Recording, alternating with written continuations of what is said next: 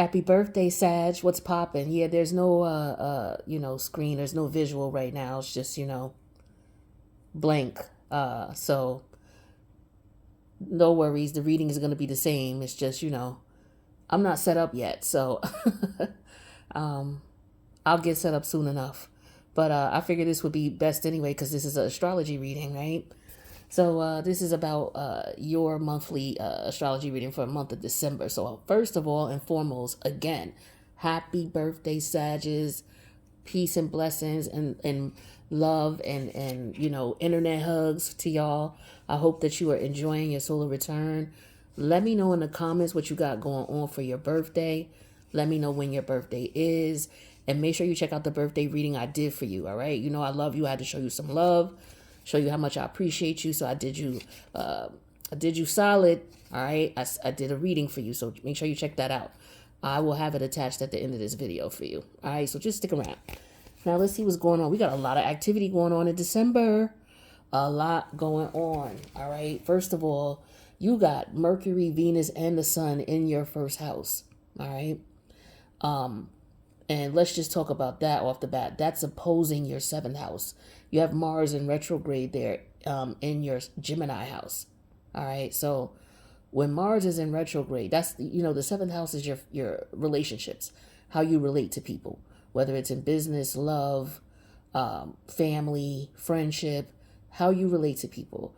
And it's also about, business contracts, legalities, things like that.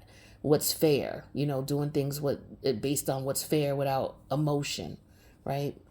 But at any rate, your seventh house, you have Mars in retrograde here. Now, Mars is usually an aggressive, let's go, let's kick it, let's go right now, that type of planet.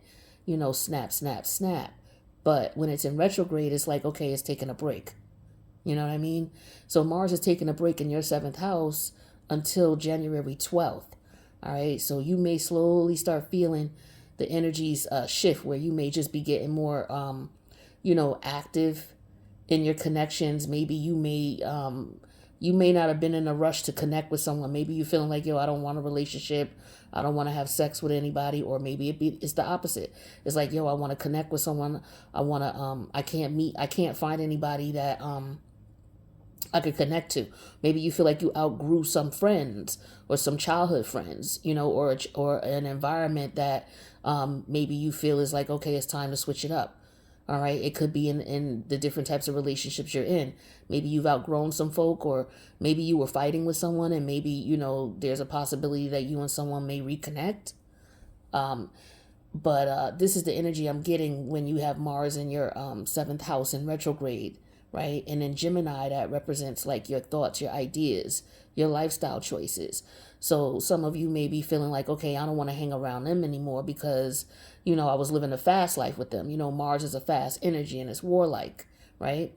So, maybe some of you were living a fast lifestyle, or just things were going really fast for you. And now things are slowing down. It could be with, maybe you're a lawyer, maybe you deal with contracts and work was coming in and now all of a sudden it's really slow. It could be because of the time of year. Maybe things pick up for you in January. So maybe you could be an accountant, right? A tax auditor. You may work for the IRS. You may be getting things ready because you own a business and it's maybe you're working on taxes now. So that could be going on for a lot of you, right? So you're looking at your money because Sag is in your first house. Mercury is your receipts, your paperwork, because Mercury's information. The Sun is, you looking at, what's going on with the situation and figuring out, how you're going to address it. So I feel like for some of you, there could be some legalities going on here, changes or updates in, contracts, right? Maybe endings of contracts, beginnings, maybe new connections, amendments, all sorts of things, okay? But, the Mercury energy, the Venus energy, and the Sun energy that's in your first house is moving over to your second house of Capricorn this month. Mercury moves on the 6th, Venus moves on the 9th, and then the Sun goes into Capricorn on the 21st. So once these energies move, the house of money is what we're looking at for you because that's your second house. That's Capricorn. So I feel like you're definitely going to be focused on your money, because Venus deals with money, right? So I feel like you're going to be looking at ways that you can make more money, especially with Pluto here, right? Because it's going to be Mercury, Venus, the Sun, and Pluto in your house of Capricorn on by the 21st of the month. All right before Christmas, right as we go into Capricorn season. So your money is going to look really good if you're focused and you know what you want and you making moves. This is a great opportunity for you to take advantage of, especially when Mars goes direct. Whew. Yeah, you could have some decent business deals that you might be interested in, but you also want to watch your back to make sure that you are not getting caught up in any frivolous or nefarious activities related to business contracts. Watch what you're, watch what you're signing. Some of you may work with the media or deal with the media, okay? Or, some of you could be entertainers, or you may want to be in the spotlight, or you are in the spotlight, or you know someone who is, where maybe at this point in time they could be in a position where they're dealing with the media, right? Somebody could be being blackballed, okay, or they could maybe consider blackballing someone, or someone could be telling their story of how they're being blackballed. Somebody's definitely going to court with all of these energies in your second house and in your seventh house, because Mars is going to be there in retrograde until January 12th. So I feel like there might be some legalities that you might be dealing with. I don't know if it's it could be a divorce for a lot of you. Okay, separation. Some of you could be getting married. Some of you may just be going back to court because, maybe there's a alimony settlement, or there's a scenario or situation here where a contract needs to be amended or updated, right? So that's what we got going on. Money is going to be very busy for you, whether it's coming in or out. I feel like it's going to be an exchange of both. I feel like you may have a lot of things going on with finances and money. Some of you could be moving funds from one account to another, especially if you're, dealing with offshore accounts. You could be moving your money around. Maybe you're considering cashing out. I feel like some people are cashing out, selling a lot of their stocks. Or, you could be buying up stocks, all right? Now, in reference to your lifestyle and your environment here, more specifically about that, we got Saturn here, and this is your Aquarius house. So, your Aquarius house is definitely about social life, right? But Saturn is here, so I feel like for a lot of you, you're not hanging out with as many people as you used to, or you could be very particular about who you're dealing with. For a lot of you, you're realizing that you've outgrown a lot of ideas or thoughts or views in reference to how you grew up, or maybe you've outgrown your old neighborhood, or maybe you realize it's time to move on, it's time to move out, right? Maybe some of you may be feeling like it's time to take a trip, right? Maybe you're going to go a different route. You're not going to go the same way anymore. Be careful of getting pulled over if you're driving and speeding, and be careful of that. Be careful of being under the influence behind the wheel, okay? So just be careful of that because, Mars is in retrograde in your seventh house. So that could warrant being careful about accidents, and just, people are crazy at this time of the year. We're in the States, in this holiday season, and, people driving and rushing. So just be careful, all right? Now, when it comes to your fourth house, when we're talking about your bloodline, your family, your friends, the people that you love and trust and that you're comfortable with, right? When your personal life, the people in your personal life, right? You got Jupiter here, right? Jupiter's is going to be here until the 20th. It's going to move into your fifth house of Aries. But let's talk about Neptune first, because Neptune is still going to be here in your fourth house. And Neptune is going direct on the 3rd. So that's one of the first things that's going on, right? We already talked about Mercury moving, Venus moving, and the Sun moving this month. Not only are they moving, Neptune is going direct in your fourth house. So there could have been some things that you were not aware of in reference to your family members, or some history in reference to your family. I feel like you may find that out, or you have just recently been exposed to some information in reference to family. It could very well be that you may have found out that you had family members, brothers and sisters, maybe by your father or your mother may have had children with someone else. You may be just being introduced to them, or maybe you're getting together for a birthday party or a family celebration for a stepbrother or a stepsister.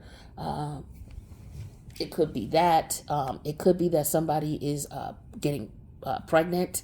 I don't know if it's you or somebody in your family is pregnant. All right, but it's a possibility that that could go down. So, if you're not trying to, have no babies, make sure you do what you need to do, right? Now, speaking of babies, your fifth house here, we got Chiron and Aries here, right? Aries is your fifth house. Chiron is also going direct on the 23rd, right? But before that, on the 20th, Jupiter is leaving Pisces and coming into Aries. Now, this energy we felt earlier in the year when Jupiter first went into Aries earlier this year. I don't remember the date. Forgive me for that. But this, I think, might have been around spring. You'll have to double check it. But whatever was going on in your life then, there may be some type of recollection of that, or, I already been dealing with this, or I already dealt with this. Why is this coming back around? Or why am I running into this person again? Or something like that. It may be a repeat of some things. So if you notice that, some people may think that's a deja vu. I don't know. But just pay attention. You may experience that. But this is the area of your life where you have fun. So I feel like for some of you, you may be being very cautious. Okay. But with Jupiter coming into this house, that's what Jupiter is. Jupiter is wisdom. And so I feel like for some of you, some of the things that you used to do, some of the places you used to go, you're not doing that anymore. It's not that you're not going to have fun. It's just you're not going to jump and be like, okay, let me jump first and then think later. You're going to, you're being more cautious, I feel like. Some of you, I feel like it's a lot to do with the people that are closest to you. Family, friends. I feel like for some of you also, there's some relationships, family relationships, that are ending or that are just karmic in nature, with Saturn being in the fourth house. Saturn's going to be there until March. Then it's moving over, right? But we got a lot going on. Now, your sixth house here, you have, this is where Taurus is. This is where that full moon lunar eclipse energy kicked off on November 8th, right? We're still feeling those energies. We'll feel them probably till Taurus season, right? Eclipse energies can last up to 6 months, right? So we got the North Node still here, right? The North Node, and Uranus is here. Uranus is in retrograde until January. So with Uranus still here in your sixth house, this is the house of you and your routines, your priorities, what's most important to you, what's practical, the practical way you go about doing things. How do you go about it? You go about it in a very Taurus way, meaning that you like to be extravagant, you like nice things, you indulge a bit, right? Or you would like to if you could, if you had the opportunity to. But with Uranus here, that's very sporadic for you. Maybe you've been being good. Maybe you haven't been, splurging or indulging in things that you used to splurge and indulge in. I feel like things are slowing down for you a little bit in reference to that. Some of you are just going through an ascension and you're shedding old skin, old people, places, things, and ideas that you are not able to take with you to the next level. So I feel like with your routines and patterns, it may appear to be sporadic to some people, but you're doing it so that you could be comfortable. That's what you want, peace. Taurus is about peace. So with that Uranus and retrograde energy, you may just stop doing something one day and people like, why he stopped coming around? Or, she don't call no more. Or, they don't hang out. No, they could be saying that about you. Or maybe you're noticing this about people around you. But, your patterns are changing. Your routines are changing. What you find is, priority is changing in reference to what gives you stability and makes you comfortable. Now, with your partnership house, we talked about that with Mars there in retrograde and Gemini here. Like I said, I feel like for some of you, you could be going at it with family members. It could be brothers and sisters. It could be cousins. Okay. It could be aunties, uncles. but maybe you're not speaking to them. Maybe they're not speaking to you. Some of you could be in a position where you're in talks, maybe peace talks, right? Yeah, so for some of you, it could be that people are a little bit wiser, or it could just be you got some opportunists around you as well. Okay, or people could be looking at you as that way, but there's confrontation and conflict in reference to what's going on with you. Now, also with your fourth house, that's opposing your 10th house. Now, there's nothing going on in your 10th house, but Jupiter's in your fourth house and Neptune in retrograde is there, right? So that could be affecting your career, as your career life, your public life. Some of you could be looking at a situation that is not as it appears to be. Some of you may think that, I don't know. Some of you could be in a position where you do as much. Well, how can I say this?